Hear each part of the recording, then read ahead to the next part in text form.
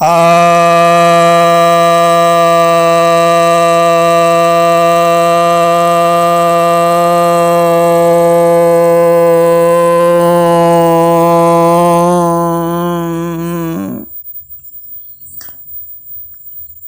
भक्तजनों को सप्रेम नमन।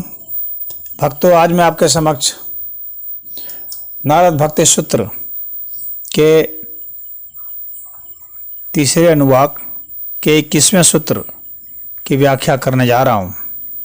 यह सूत्र कहता है, यथा वज्र गोपिका नाम, अर्थात जिस प्रकार वज्र की गोपियों की भक्ति थी, प्रेम था। ईश्वर के प्रति इस प्रकार का जो प्रेम का जो दृष्टांत है वह वज्र की गोपियों में है।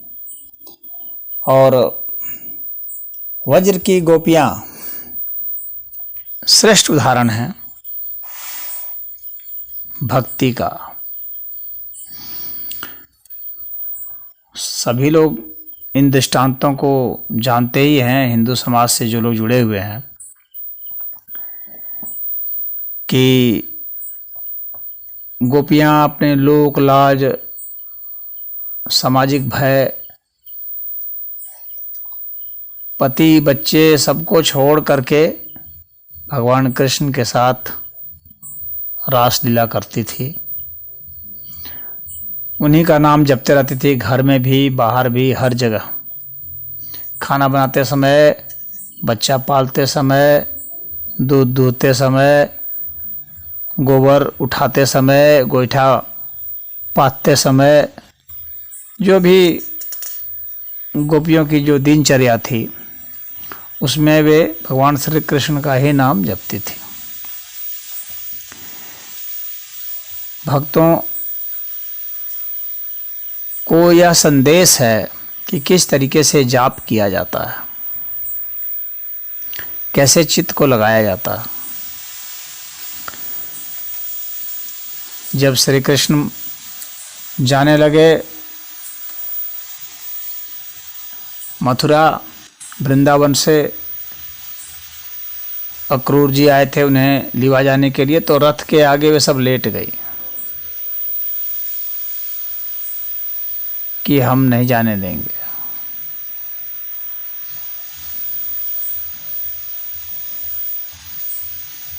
इतने विरह में पागल हो गई भगवान कृष्ण के जाने के बाद कि किन्हीं के भी समझाने से वे समझ नहीं रहती। रोते रोते उनका बुरा हाल था। उनके घर वाले परेशान थे। तो संदेशा भेजवाया गया मथुरा में भगवान कृष्ण को कि किसी तरह से आए या किसी को भेजें, उनका हाल क्या है कोई हमें आके बताए। तो भगवान कृष्ण ने उद्धव जी को भेज दिया। उद्धव जी ज्ञानी पुरुष थे, भगवान कृष्ण के भाई थे। तो भगवान कृष्ण को उद्धव जी को भी बतलाना था कि ज्ञान और भक्ति में क्या अंतर है, यह समझाना था। तो उद्धव जी वहाँ गए,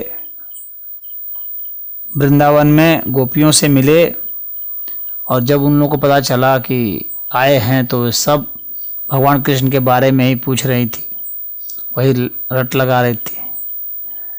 अब इससे खींच गए वे। उद्धव जी कहे, क्या ये तुम लोग हर समय कृष्ण कृष्ण का रट लगाती हो? कोई और भी बातचीत करने का विषय है कि नहीं तुम लोग के पास? तो उन्होंने कहा कि हम लोग तो कृष्ण के सिवा कुछ जानते ही नहीं, न जानना चाहते हैं। अन्य की बात करके क्या करना हमें?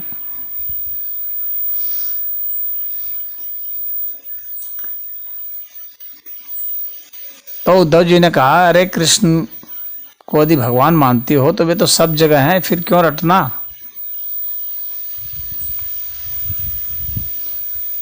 भगवान तो हर जगह उपलब्ध होते हैं, सर्वव्यापी होते हैं, तो फिर तुम लोग रट क्यों लगा रही हो उनकी? तो गोपियों ने कहा कि भगवान सब जगह होते हैं, सर्वव्यापी होते हैं, लेकिन हम लोग तो जो साकार रूप में भगवान है, बस हम लोग को उसी से मतलब है। तुम्हारे निराकार भगवान से क्या हम लोग बात कर सकते हैं क्या? क्या उसे छू सकते हैं क्या? क्या उसे सूंघ सकते हैं क्या? क्या उससे हंस सकते हैं? क्या बोल सकते हैं? क्या गले मिल सकते हैं? तो ऐसे भगवान का हम लोग को क्या काम है, जिसको ना देख सकते, ना सुन सकते, ना चख सकते, ना हंस सकते, ना बोल सकते, ना जिससे हम अपना दुखड़ा रो सकते हैं, ना जो अपनी बात हमें सुना सकता,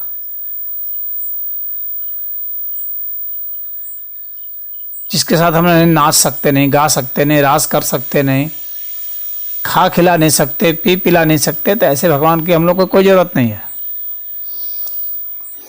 हम लोग को तो जीवंत भगवान चाहिए, जिसमें जान हो,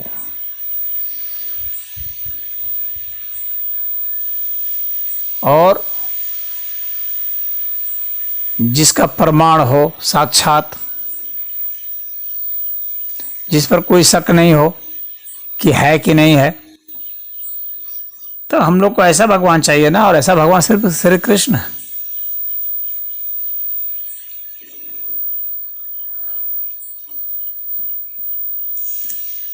अब तो उनकी हालत पतली होनी शुरू हो गई, उद्धव जी की।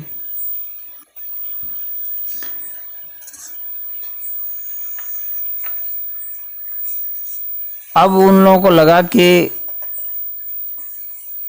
ये जो गोपियां हैं, उद्धव जी को लगा कि गोपियां हैं, ये बात हमारी लगता है नहीं मानेगी। तो उन्होंने कहा कि जब तुम लोग को इतना कृष्ण के प्रति प्रेम है, तो खुद क्यों नहीं कृष्ण आ जाते यहाँ? इसका मतलब है कि उसका प्रेम झूठा है। अगर सच्चा होता तो आ ही गया होता। मुझे क्यों भेजा होता प्रतिनिधि के रूप में? खुद क्यों नहीं आ गया?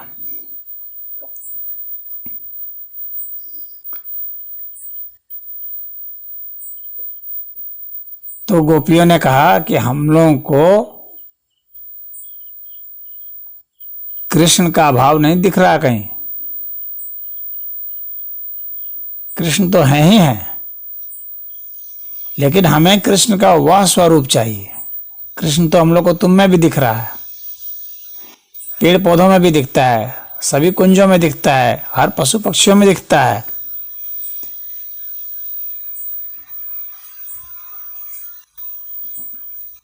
और वे यहाँ उपस्थित भी है, लेकिन हम लोग जिस रूप में चाहते हैं कि वे उपस्थित हों, वे तो अपने रूप में उपस्थित है ना, परंतु हम लोग जिस रूप में चाहते हैं कि वे उपस्थित हों, वह रूप हमें चाहिए। तो कहे, तो उद्धव जी ने कहा कि ठीक है, तो वह रूप जो है तुम लोग यहीं पर ले आओ, अपने प्रेम के बल पर। उसको क्यों नहीं ला सकती? तब राधा ने कहा कि कृष्ण और राधा को क्या तुम अलग समझते हो? जो कृष्ण है वही राधा है। फिर राधा ने अपना वही कृष्ण का रूप दिखलाया, कहा कि यहाँ कृष्ण का अभाव नहीं है, लेकिन अभाव भी है।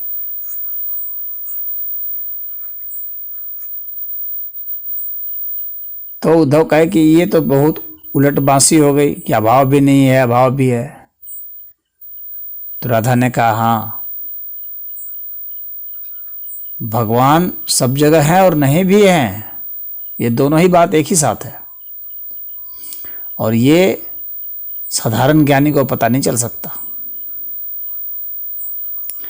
क्योंकि साधारण ज्ञानी यही समझता है कि यदि कोई चीज कहीं उपलब्ध है तो इसका मतलब है कि वहां पर है, वो वहां पर नहीं है का कोई मतलब ही नहीं है। यानी भाव और अभाव एक साथ नहीं हो सकता। लेकिन भक्ति में ऐसा एक साथ संभव है?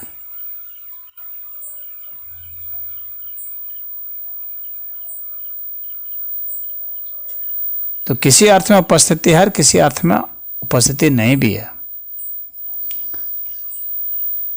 तो उनका दिमाग चकराने लगा, उनका ज्ञान काफूर होना शुरू हो गया।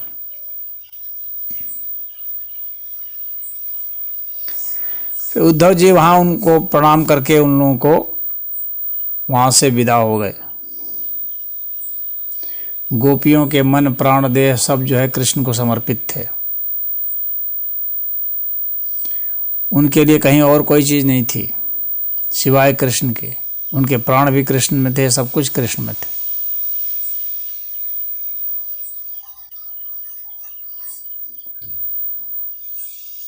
भगवान कृष्ण ने खुद कहा है कि वज्र की गोपियां धन्य हैं।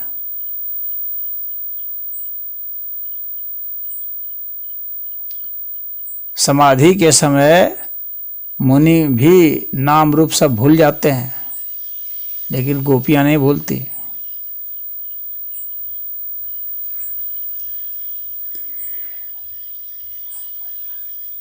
बड़े बड़े ऋषि मुनि अपने घर परिवार को भी याद रखती हैं, लेकिन गोपियां घर परिवार को बिल्कुल भूल जाती हैं, सिर्फ भगवान कृष्ण में ही लीन रहती थी। उद्धव को तो ये हालत देखी नहीं गई, और वहाँ से जो वो ज्ञान का उपदेश लेके आए, अद्वैतवाद का सिद्धांत वहाँ साक्षात देख के आए,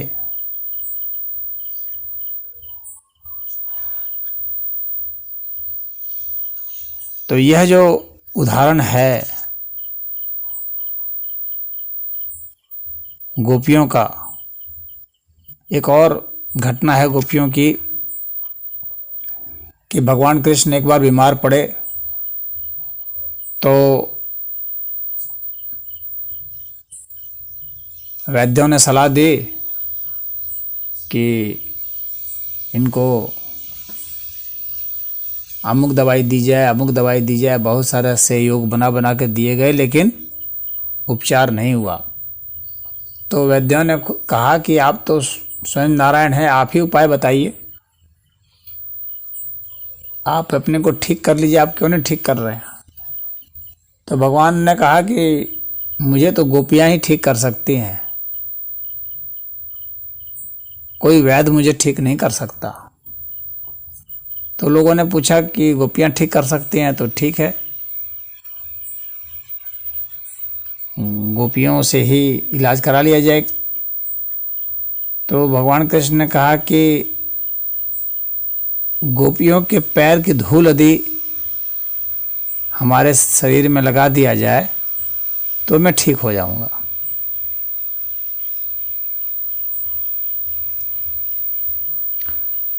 पहले तो उन्होंने ऐसा कहा था कि जो कोई भी अपने पैर की धूल से हमारे देह में मालिश कर देगा तो मैं ठीक हो जाऊंगा। तो पहले तो कोई राजी ही नहीं हुआ, उनकी पटरानियां तक भी राजी नहीं हुई, कहे हम लोग को पाप लगेगा। तो भगवान ने कहा कि वो धूल तो अब वहीं गोपियों से यहाँ ही मिल सकती है। तो लोग गए वृंदावन, वहाँ जा कर के भगवान के बारे में बताया कि वे बहुत बीमार हैं, और यह कहा जा रहा है कि यदि आप लोगों की चरण की धूल मिल जाए और उनको रगड़ दिया जाए तो वे ठीक हो जाएंगे। तो गोपियों ने कहा कि ये कौन सी बड़ी बात है, जितनी मर्जी उतनी चरण की धूल ले जाओ, वो हमारा श्याम सुंदर ठीक होना चाहिए। और वहाँ से चरण धूलि लाई गई, भगवान कृष्ण को लगाई गई और भगवान कृष्ण ठीक हो गए। तो उन लोगों ने पाप और पुण्य का कोई विचार नहीं किया, क्या पाप और क्या पुण्य, क्या मान और क्या अपमान, क्या निंदा और क्या स्तुति।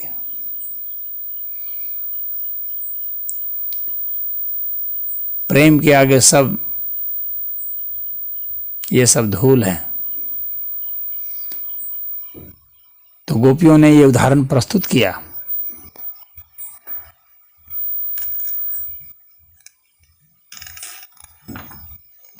श्याम सुंदर के लिए उन्होंने कहा कि जिस चीज़ की भी जरूरत है ले जाओ, हम लोग के प्राण चाहिए तो वह भी ले जाओ, हम लोग हर चीज़ देने के लिए तैयार हैं, हर चीज़ करने के लिए तैयार है, हर चीज़ होने के लिए तैयार है। यह प्रेम की पराकाष्ठा होती है। इसीलिए यहाँ पर नारद जी कह रहे हैं यथा वज्र गोपिका नाम, जिस प्रकार वज्र की गोपियां प्रेम व्यवहार करते थे भगवान के साथ, वह श्रेष्ठतम उदाहरण है। ओम हरि।